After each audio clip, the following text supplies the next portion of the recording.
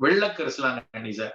சாதாரண கரிசலாங்கண்ணி நீ கேட்டா நிறைய பேர் தலைக்கு தேய்க்கலாங்க, அது முடி நல்லா கருகருன்னு வளரும், அது தெரியும். கொஞ்சம் பேர் கேட்டா அது கொஞ்சம் ஏதோ ஈரலுக்கு நல்லது.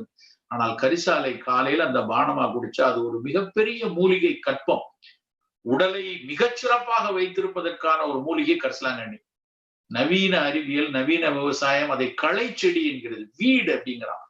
நாம அதை கல்பம் என்று கொண்டாடி இருக்கிறோம். தேகராஜன், கரிசலாங்கண்ணியோட இன்னொரு பேர் தேகராஜன். தேகரா சச்சுரதம் தில்லிய நேர்நேர் கூட்டி பாகமுற காட்சி பருகுவார் காகமுனும் சளி தீரும்னு பாடியிருக்காங்க சிந்தமனுக்குள்ள. போகர் கரிசாலை கற்பம், அந்த கரிசலாங்கண்ணி சார, கரிசலாங்கண்ணியுடைய பொடிய தேநீரா நம்ம சாப்பிட்டோம்னா காகம் உணும் சளின்னா நுரையீரல இருந்து வரக்கூடிய மியூக்கோ புருலண்ட் ஸ்பூட்டம்.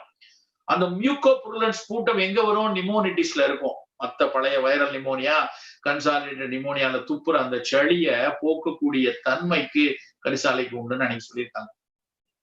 ஒரு பாடல்ல சொல்றாரு, குருதிதனில் வரும் கிருமி போகும் தானேன்னு எழுதியிருக்கான். பாக்டீரியா தெரியாத காலத்துல, வைரஸ் தெரியாத காலத்துல, நுண்ணோக்கிகள் இல்லாத காலத்துல, மைக்ரோ பயாலஜிக்கல் நாலேஜ் இல்லாத காலத்துல ரத்தத்துல வரக்கூடிய பல நோய்களை போக்குறதுக்கு கரிசலாங்கண்ணி உதவும்னு அந்த காலத்துல எழுதி வச்சிருக்காங்க.